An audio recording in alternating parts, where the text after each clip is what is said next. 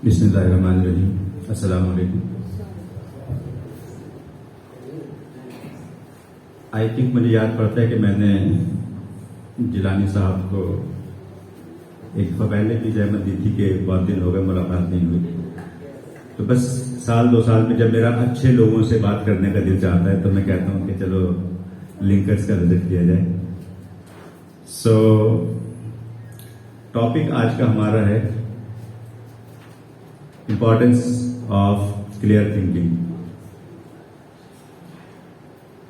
अब बज़ाहिर तो बहुत ही सिंपल सी ये बात है और ये टॉपिक इतना सिंपल लगता है कि मतलब इस पे क्या बात की जाए, कहाँ से शुरू किया जाए। कहते हैं कि फिर उसके बाद रास्ता हमवार हो गया जब खाक से ख्याल नमूदार हो गया। तो ये जो इंसान है अल्लाह ताला ने अशरफुल मखलूकात बनाया, the best among all creatures. तो ये बेस्ट हम किन बेसिस पे हैं, वो क्या चीजें हैं, वो क्या खासा है, वो कौन सा ऐसा जौहर है कि इंसान को अशरफुल मखलूकात बनाता है। तो I am sure everybody knows here because of our mind we are अशरफुल मखलूकात, we are the best among all creatures. तो अपने माइंड को हम किस तरीके से यूज कर रहे हैं, कितना पोटेंशियल यूज कर रहे हैं, कितना परसेंट यूज कर रहे हैं, इस पे बात करने से पहले थोड़ा सा मैं चाहूंगा कि आप लोगों का भी थोड़ा सा इंटरेक्शन बना रहेगा तो थोड़ा एक्टिव रहेंगे। एक टीचर ने क्लासरूम में बच्चों से पूछा कि इससे पहले कि मैं अपने असल टॉपिक की तरफ आऊं, मैं आपसे पूछना चाहता हूं सच और वहम में क्या फर्क है। तो सब बच्चों ने अलग अलग जवाब दिया। उनमें से एक बच्चे ने कहा कि सर सच ये है कि आप बोल रहे हैं और वहम ये है कि आप ये सोचते हैं कि हम सुन रहे हैं। तो मैं ये समझता हूं कि यहाँ पे ऐसा नहीं होगा और आप सब लोग सुनते रहेंगे और आखिर वक्त तक बने रहेंगे। तो इंपॉर्टेंस ऑफ क्लियर थिंकिंग, जैसे एक गिलास में पानी लिया जाए, बिल्कुल ट्रांसपेरेंट वाटर, ठीक है, और उसमें अगर कोई भी चीज आप डालें तो उसको आप बाकायदा तौर पे गिन सकते हैं, देख सकते हैं। जैसे एक छोटी सी एग्जांपल दूं, 2 दिन पहले मैं घर पहुंचा तो बच्चे बहुत खुश, छलांगे मार रहे हैं खुशी से। मैंने पूछा भाई क्या रीजन है, क्या हो गया? तो कहने लगे कि हमारी जो फिश एक्वेरियम है, मछली ने बच्चे दिए हैं, यानी अंडे दिए होंगे तो उसमें से बच्चे निकले। तो वो कितने बच्चे, वो फिश एक्वेरियम जो है उसमें बहुत सारी चीजें होती हैं तो वो काउंटेबल नहीं था। मैंने कहा ये मछली छोटे बच्चों को खा जाएंगी तो सबको सेपरेट करो। तो वो एक छोटे बॉल में उन्होंने सबको सेपरेट किया, तो वो आराम से आप उसको गिन सकते हैं, तकरीबन 40 बच्चे। तो वो बच्चे जो हैं वो, और बिल्कुल टाइनी टाइनी जो है वो, तो ट्रांसपेरेंट वाटर है, हम उसको गिन सकते हैं। बच्चों ने गिन लिया कि ये 45 थे, 5 मर गए, ये 40 बचे। लेकिन अगर वाटर ट्रांसपेरेंट नहीं है, उसमें हमने अपने ही डेकोरेशन के लिए उसमें कुछ घास लगाई हुई है, कुछ पेबल्स डाले हुए, कुछ और चीजें डाली है, नहीं गिन सकते। The same case is with our mind. तो माइंड क्या है? माइंड को हम यहां पे उसी फिश एक्वेरियम की तरह से कंसिडर कर सकते हैं कि उसमें बहुत सारी चीजें मौजूद हैं। तो फिर ये थॉट्स क्या हैं? थॉट्स को हम कंसिडर कर सकते हैं उन फिश के बच्चों की माने कि कितने बच्चे हैं, ठीक है। अगर एक्वेरियम बिल्कुल क्लियर है, जिस जगह पे पॉट है उसमें क्लियर है, तो आप विजिबली देख सकते हैं। But if it is not clear, हम नहीं देख सकते, हम नहीं काउंट कर सकते, हमें नहीं पता चलेगा कि हमें क्या करना है। अब छोटा सा एक सवाल है कि अगर आपके माइंड में क्लैरिटी है तो उससे क्या बेनिफिट्स मिल सकते हैं। तो यहां पे तमाम लोग ही माहिर बैठे हुए हैं, एक एक जुमले का आंसर, छोटा सा answer what are the benefits of clear thinking? Yes, I would like to invite you all just in one sentence. Yes. सबसे पहले तो माशरे में सुकून आ जाएगा। माशरे में सुकून आ जाएगा। Nice. Yes, anyone and everyone. आप ये है ना, आपका फोकस जो है ना आपके टारगेट की तरफ हो जाएगा। फोकस टारगेट की तरफ हो जाएगा। अचीवमेंट जो भी आपका टारगेट है उसको आप बेहतर तरीके से अचीव कर सकते हैं। आपकी अगर आप क्लियर पावर ऑफ कंसंट्रेशन। आप हकायक को जान सकेंगे। हकायक को जान सकेंगे, बिल्कुल सही है। डिस्ट्रक्शन नहीं होगी आपको। डिस्ट्रैक्शन नहीं होगी, बिल्कुल ठीक है। क्लैरिटी आ जाएगी, कंफ्यूजन नहीं रहेगी, स्टेबिलिटी हो जाएगी। ठीक है। Yes, next. जितनी क्लियरिटी होगी उतनी ज़हनी हैसियत। अच्छा, बिल्कुल ठीक है। Out of the box thinking के लिए क्लैपिंग तो बनती है। यस,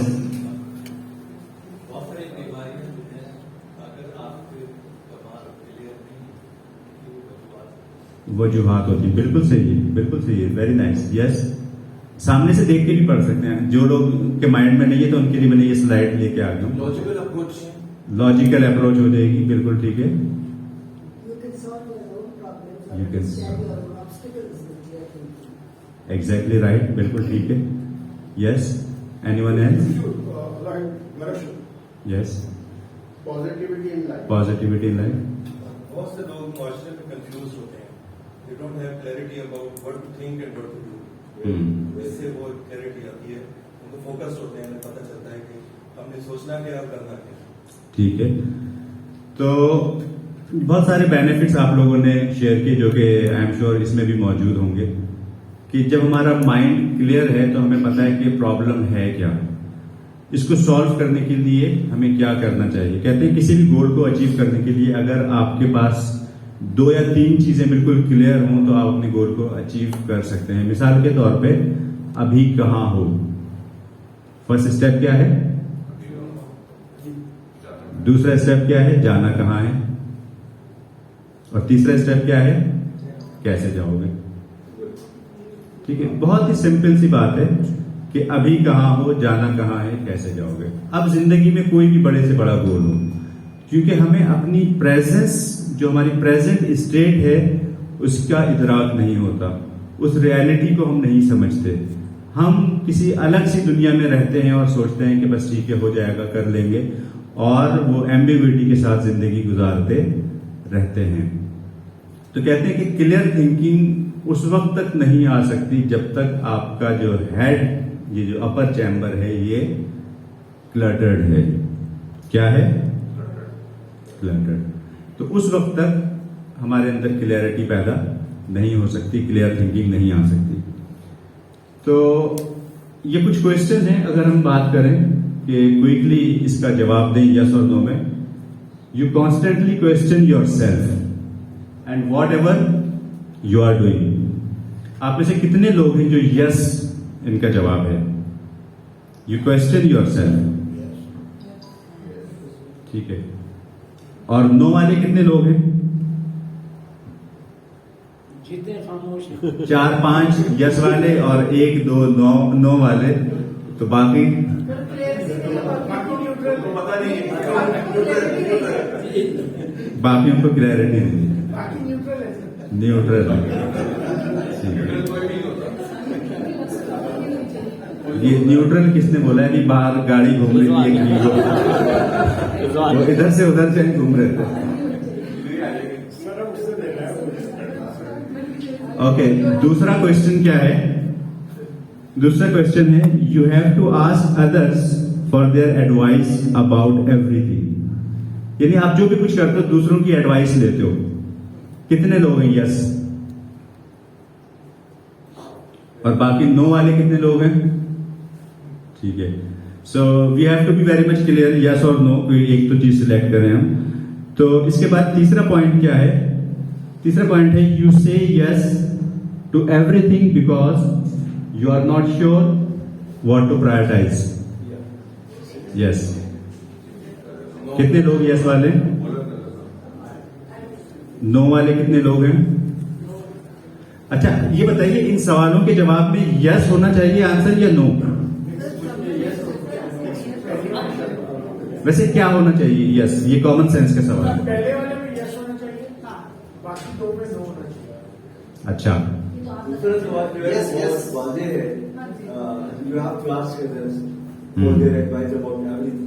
About हम किसी भी चीज के बारे में लोगों से नहीं पूछते, लेकिन हर शख्स हमें एडवाइस जरूर देता है। एडवाइजर करता है। तो चौथा क्वेश्चन क्या है? तीन आगे चौथा क्वेश्चन है, you are overwhelmed with ideas and never know which one to work on first. मतलब आइडियाज हैं, बहुत जबरदस्त आइडियाज हैं, कर लेंगे, क्या करना है पहले you don't know, you don't have clarity. तो यस वाले कितने लोग हैं और नो वाले? और लास्ट जो क्वेश्चन है वो क्या है, you start creative projects but fail to finish them. Yes sir, कभी कभी ऐसा होता है। कभी कभी ऐसा होता है। यस वाले कितने लोग हैं? यस। मेरे साथ। और नो वाले? सो बेसिकली ये क्या है, this was how do you know if you are lacking mental clarity. अगर आपके अंदर मेंटल क्लैरिटी है या नहीं है, इन क्वेश्चंस का आप जवाब देते हैं। अच्छा, अगर यस होगा तो मेंटल क्लैरिटी होगी या no? Again this is the question of common sense. Depend करता है। Just you have to go with yes और नो, इन बिटवीन का कोई ऑप्शन नहीं। तो यस के साथ क्लैरिटी होगी या नो के साथ? दोनों के साथ हो सकती है। कुछ क्वेश्चन जो है नो के साथ है, कुछ दोनों के साथ हो सकते यानी अगर हमें एक के साथ जाना है तो नो के साथ, हैं। अगर हमें एक के साथ जाना है तो नो के साथ। कि आपका जवाब क्या होना चाहिए? नो होना चाहिए। नो होना चाहिए। लेकिन अगर यस है तो कितना यस है उसके हिसाब से फिर हमें थोड़ा सा सोचने की जरूरत है, किन एरियाज में हमें काम करना है, किन एरियाज को हमें चेंज करने की जरूरत है। So as I said earlier कि क्लियर थिंकिंग कब आएगी? जब ये अपर चैम्बर हमारा बिल्कुल अनक्लटर्ड होगा। इसको हमें क्या करना होगा? डीक्लटर करना होगा। तो जो क्लटर्ड चीजें होती है वो क्या होता है, जैसे माइंड आपका बिल्कुल हफ्ते में एक दफा ऐसी स्टेट आती है कि बस आपका दिल करता है कि एक झुंझलाहट, ठीक है, या इस तरीके से आप देखें कि किसका ऑफिस ये रिप्रेजेंट करता है, क्लटर्ड माइंड। ठीक है, किसका डेस्कटॉप ये रिप्रेजेंट करता है।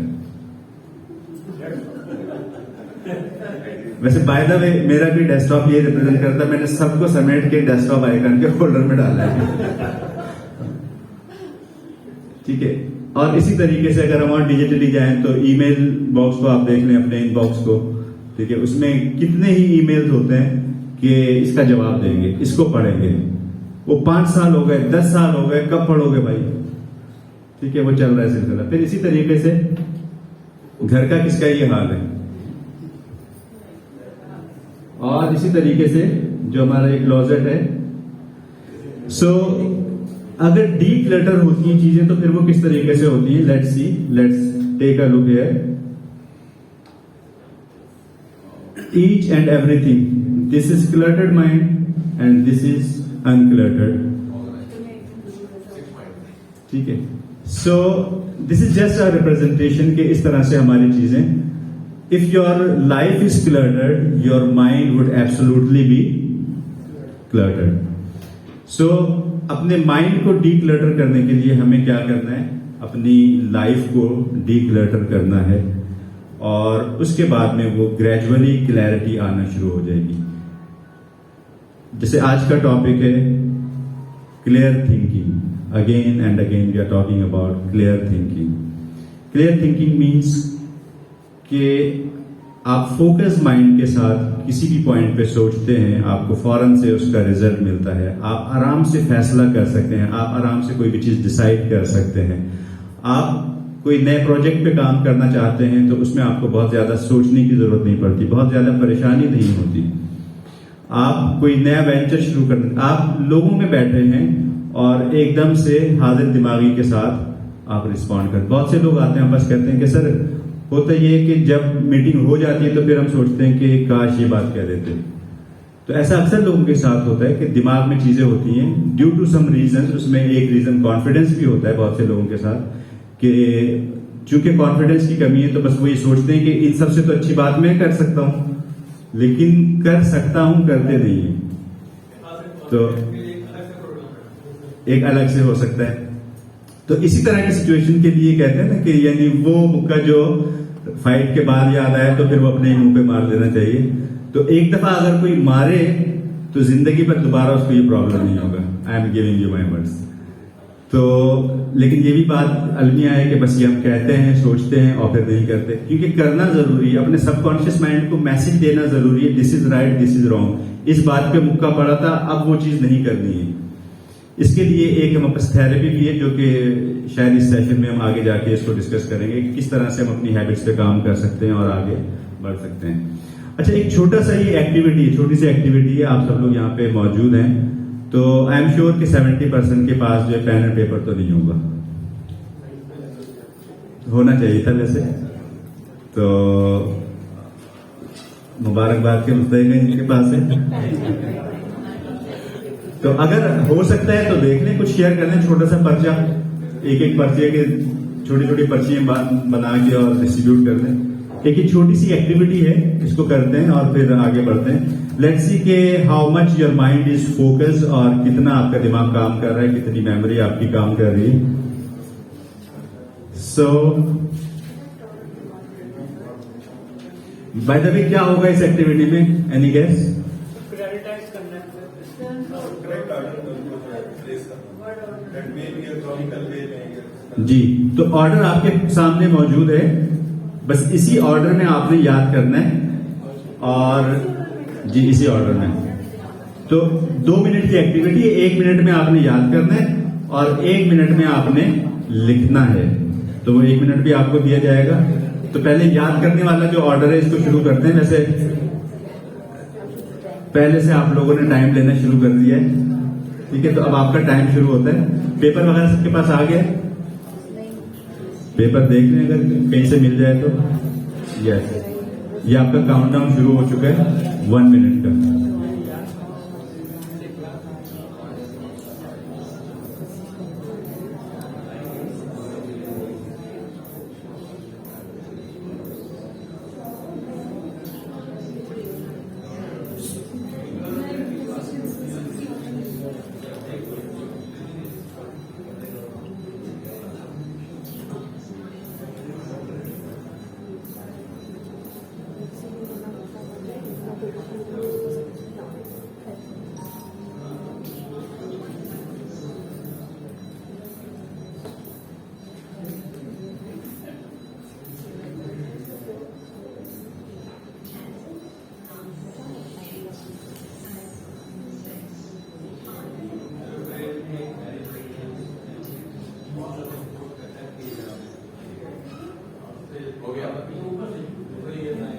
चलिए जी, हो गया। चलिए, अब 1 मिनट है आपके पास, आपने लिखना है उसी करेक्ट ऑर्डर में। Order is required.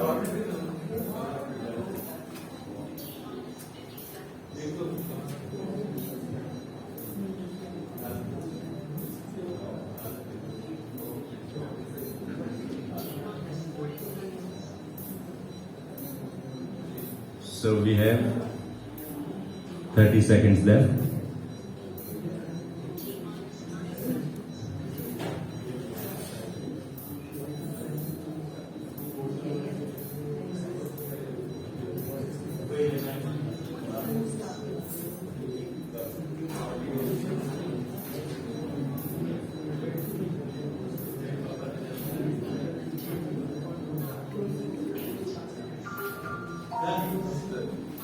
Done?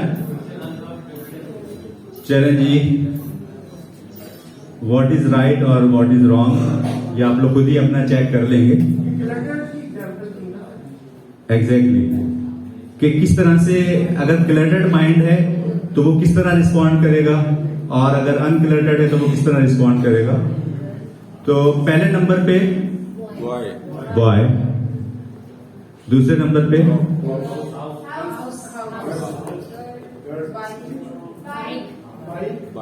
तीसरे नंबर पे, ठीक है,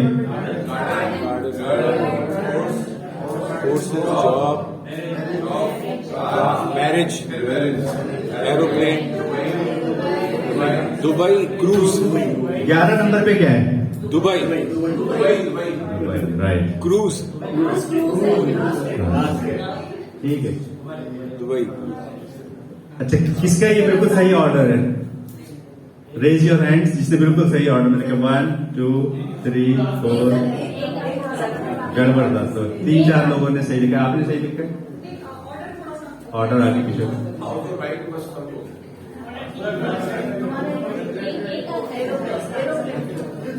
ऑलराइट। अच्छा, आप देखें जिन्होंने सही लिखा ठीक है, लेकिन जिन्होंने नहीं लिखा वो किस तरह से लिख सकते हैं? ठीक है, ये है एक मेमोरी डेवलप करने का एक आर्ट। इस पे अगर आप काम करें तो अपनी मेमोरी को बहुत अच्छे तरीके से डेवलप कर सकते हैं। और ये होगा कब? When your mind is focused.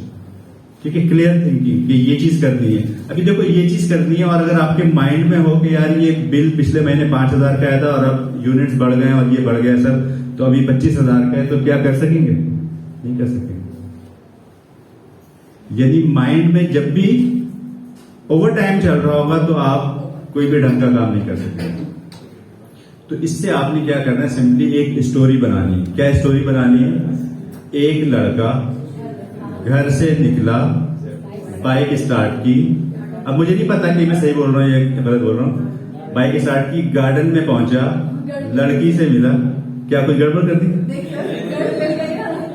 लड़की से मिला तो लड़की ने कहा डॉक्टर अरशद के कोर्सेज कर लो। तो कोर्सेज कर लिए तो उसको जॉब मिल गई और जॉब के बाद उसने गाड़ी खरीदी और फिर उन लोगों ने शादी की। ठीक है, और शादी के बाद वो कहाँ गए? प्लेन में गए, एरोप्लेन में दुबई गए और वहां से क्रूज शिप लिया। सो दिस इज व्हाट एक कंप्लीट स्टोरी। अब ये स्टोरी आप ये पर्चा फाड़ के फेंक दें, घर जाएंगे और सिर्फ आपने ये स्टोरी सुनानी है। खुद ब खुद सीक्वेंस में सारी चीजें आ जाएंगी। This is the way you can do it.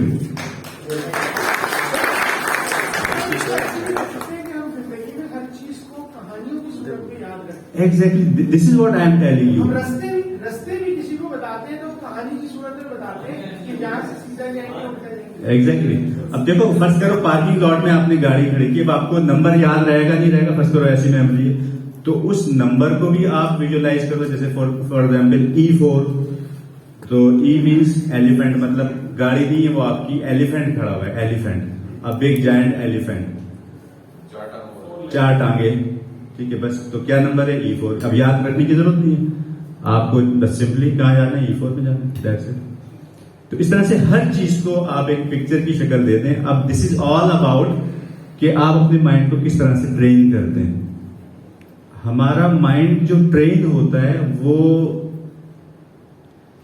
जिसे कहना चाहिए कि इन सच ए नॉनसेंस वे कि बच्चे को, जब बच्चा छोटा होता है तो कहते हैं कि बेटा कलर बाहर नहीं जाना चाहिए, लाइन के अंदर, लाइन के अंदर, लाइन के अंदर।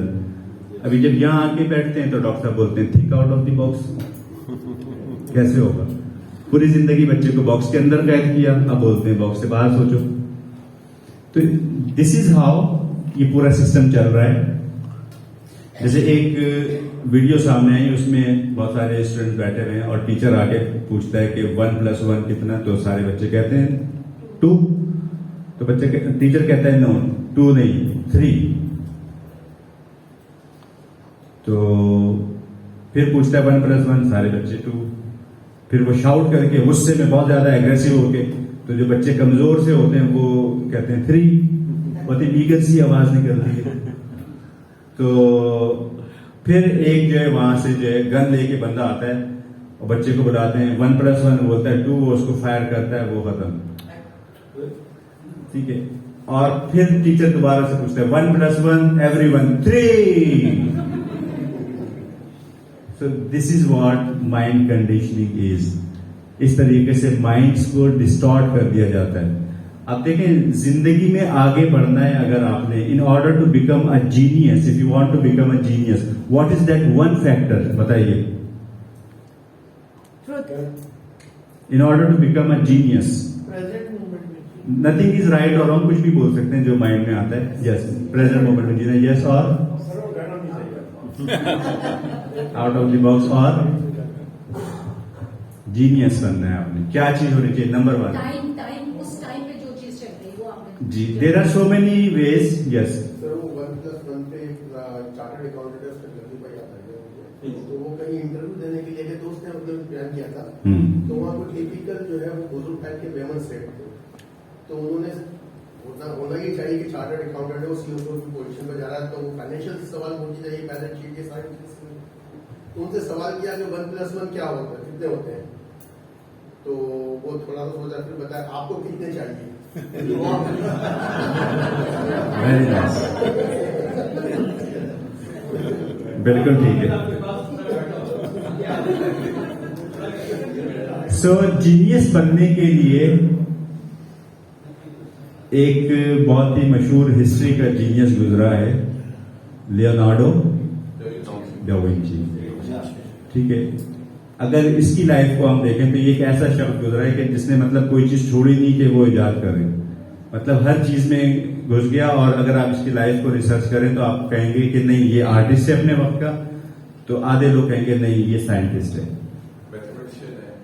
ठीक है। तो मतलब इतनी चीजें इजाद की, अगर उसकी लाइफ को हम देखते हैं, उसके बेसिक प्रिंसिपल्स को देखते हैं, तो उसमें 2-3 चीजें हमें मिलती है। उसमें से एक पॉइंट है curiosity. If you are not curious, forget about you want to become a genius. सवाल, बच्चे के अंदर ये बिल्ट इन नेचर अल्लाह ताला भेजता है कि बच्चे क्या करते हैं? सवाल करते हैं। और हम क्या करते हैं? हम उन्हें 2-3 दफा के बाद शट अप कॉल दे देते हैं। फिर बच्चा कहता है कि अच्छा अब इस तरह से नहीं सोचना हमें, अब हमें इस तरह से बात नहीं करनी, अब हमें ये चीजें क्वेश्चन नहीं करनी, और वो चुप होके बैठ जाते हैं। क्योंकि उनके आंसर्स हमारे पास भी sometimes नहीं होते। फाइंड आउट करना चाहिए, जी बिल्कुल, फाइनल सही बात। ठीक है। हमें अपने आप को, क्योंकि देखें पहले जो बच्चे थे वो डिजिटल एज के नहीं थे, आज के बच्चे डिजिटल एज के हैं, तो हमें अपने आप को उस लेवल पे अपग्रेड करना। देखो एक वर्कशॉप हमारा आर्ट ऑफ पेरेंटिंग, उसमें हम चीजें बताते हैं। कुछ मिसाल के तौर पे बच्चा कैसे अपने आप को जो अलाइन करता है पेरेंट्स के साथ कि हमें कितनी बात माननी है, इनकी कितनी नहीं माननी। तो जब फादर फिगर यानी बच्चे का बाप बच्चे को कहता है कि बेटा ये अंकल का व्हाट्सएप आया और ये इन्हें रिप्लाई कर दो, तो उसी तरह बच्चा कहता है कि ओह अच्छा इन्हें तो कुछ आते ही नहीं है, ठीक है। फिर वो वहां से उस चीज को कि देखो आप फादर हो, बाप हो, तो मतलब in order to make you take you as ideal, हर चीज आपको आनी चाहिए। बच्चे के माइंड में ये सिग्नल नहीं जाना चाहिए कि आपके ये वीक एरियाज हैं, आपको ये चीजें, आप तो डम हो बिल्कुल। तो फिर बच्चा वो इतनी बात मानता है जितना फिर वो उस हिसाब से उस रेशो को निकालता है। तो बात हम क्या कर रहे थे? बात हम कर रहे थे जीनियस की, कि जीनियस बनना है आपने, तो कैसे बन सकते हैं उसके लिए एक हमने बात की क्यूरियस होना। क्यूरियस भी कब होंगे? जब माइंड क्लियर होगा। If your mind is not clear, आपको पता ही नहीं कि क्या सवाल करना है।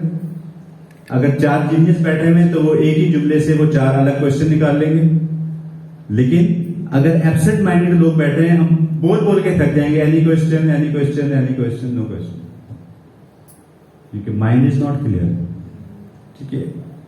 आपकी बॉडी यहां पे है लेकिन आप कहीं और हो। Getting my point? What does it mean by आपकी बॉडी यहां पे आप कहीं और हो? तो वो आप कौन हो बेसिकली?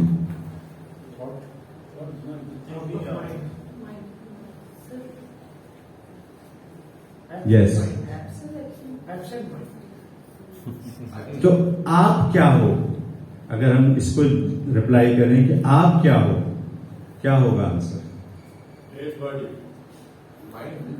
कहते हैं कि you are nothing but your awareness. आप कौन है? आपकी अवेयरनेस जहां जाएगी आप वैसे बन जाएंगे। That's it. इस बेसिक फंडामेंटल तो अगर आप समझ गए, बस यही लाइफ है। मिसाल के तौर पे एक स्टोरी से सुनाता हूं, थोड़ी सी अश्लील सी स्टोरी है, चलेगी? अच्छा, मुझे भी मतलब नहीं पता था। एक मैंने रिसेप्शनिस्ट रखी तो वो बार बार एक वर्ड यूज करती थी, अश्लील अश्लील। मैंने कहा यार ये इसका क्या मतलब है ये? तो फिर उसने बताया कि इसका ये मतलब है। अब वो पूछे जगह पर वालों से क्या मतलब है, मतलब थोड़ा सा अजीब सा बेहुदा सा कोई बात ऐसी कुछ, मुझे भी नहीं पता वैसे क्या मतलब है एग्जैक्ट क्या मतलब, क्योंकि जब तक मैं डिक्शनरी में ना देखूं उसको फिर मैं रिपीट नहीं करता। अच्छा तो चलिए थोड़ा सा आपको अंदाजा हो जाएगा इस स्टोरी से। बात में कर रहा था अवेयरनेस की, you are nothing but your awareness and you become where your awareness goes. तो स्टोरी इस तरह से जाती है कि एक सूफी साहब अपना आस्थाना खोलते हैं। जिस जगह पे आस्थाना खोलते हैं तो उसके सामने एक औरत होती है जो कि उसका शाम में मुजरा वगैरह इस तरह के चीजें चलती हैं। तो औरत को जब पता चलता है, उसने बड़ी अच्छी स्टोरी है, जब औरत को पता चलता है कि सामने एक ऐसा अच्छे से कोई अल्लाह वाले आए हैं, कोई आस्थाना खुला है और वहां पे रात को महफिल होती है, तो वो चाहे मुजरा कर रही है या कुछ भी हो रहा है उस जगह पे, उसके माइंड में यही होता है कि देखो कितनी अच्छी महफिल चल रही होगी, अल्लाह की बातें हो रही होंगी, काश में भी वहां होती। उसकी बॉडी वहां पे है लेकिन उसकी अवेयरनेस कहाँ है? उस आस्थाने में। और जो सूफी साहब बैठे हैं, भले वो कव्वाली चल रही है, कुछ भी चल रहा है, वो कह रहे हैं वहां पे कितना मजा आ रहा होगा लोगों को, वहां पे क्या चीजें चल रही होंगी, फिजिकल लेवल पे काम कैसे हो रहे हैं, और जब एंड होता है तो ये जन्नत में जाती है और वो दोज़ख में जाते हैं। आपकी अवेयरनेस कहां जाती है? अपनी अवेयरनेस की हिफाजत करो। तो इसी चीज को मैं इस तरह से कहता हूं कि ये जो आपकी बॉडी है, ये क्या है? ये आपका घर है। क्या है ये? अब आप अपने घर को छोड़ें और 3 महीने के लिए कहीं शिफ्ट हो जाए, घूमने चले जाएं, शिफ्ट हो जाएं, मतलब बस सब लोग निकल के और कहीं और चले जाएं, तो अब घर में जब आएंगे 3 महीने बाद क्या होगा? ठीक है। और अगर 1 साल के बाद आए फिर क्या होगा? पानी की लाइनें रस्टेड हो चुकी होंगी, ठीक है, मकड़ी के जाले, कलर, मतलब और लकड़ी का जो काम है, मतलब वो सारी चीजें जो है वो कहते हैं रहोगे 10 साल तो वो उतना डैमेज नहीं होगा, 1 साल खाली छोड़ दिया।